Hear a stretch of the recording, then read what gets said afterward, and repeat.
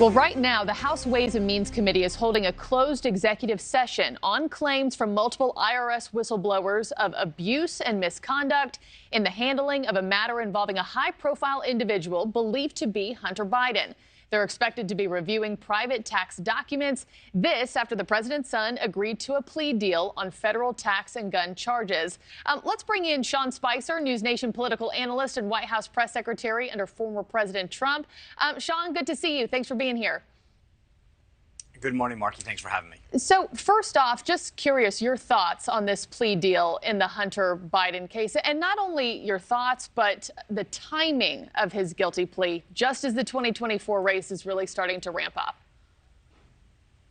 Yeah, I think that's the bigger question, right? The timing of all of this. It seems like they definitely wanted to get this over with, to check a box, to say that the matter had been handled heading into a key political time for this campaign. I think that there's two issues on the sentencing, though, or the deal, if you will. There's the political piece of this, which is, you know, did Hunter do something wrong? And that's what I am more attuned to, if you will. I'm not the legal part of it.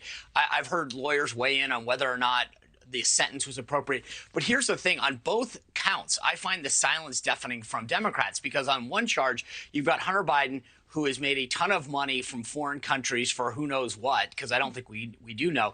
And the mantra of the Democrats has always been the rich needs to pay their fair share. Well, here you have a guy raking in millions and millions of dollars. He's hiding it from the IRS. He's not filing the tax forms properly and evading tax, paying his taxes. And on the other charge, the gun charge, again, you have Democrats, after every one of these horrendous tragedies, talk about the need for more background checks, strengthening background checks, the loopholes in background checks.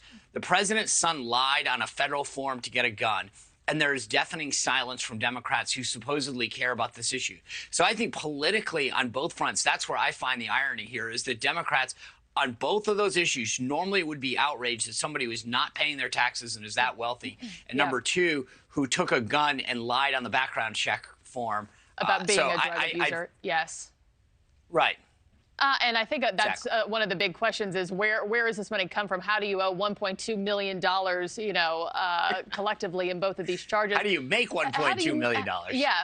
And also, Sean, just last month, in that sit-down interview with another network, President Biden was asked directly about the investigations into his son's business and tax dealings. Take a listen real quick. Sir, there is something personal that's affecting you. Your son, while there's no ties to you, could be charged by your Department of Justice. How will that impact your presidency? First of all, my son's done nothing wrong. I trust him. I have faith in him.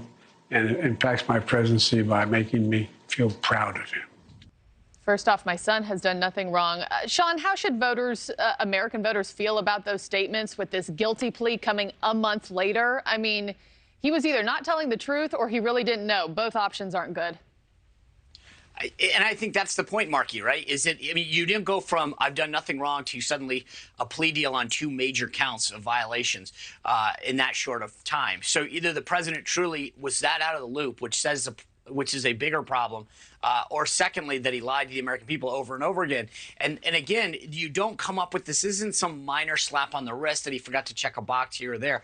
Literally, as you point out, you'd have to make millions in order to owe millions. Mm-hmm. And so the idea is, what was he doing? The idea that this was not known by the president seems really odd. Again, this has more questions than it answers.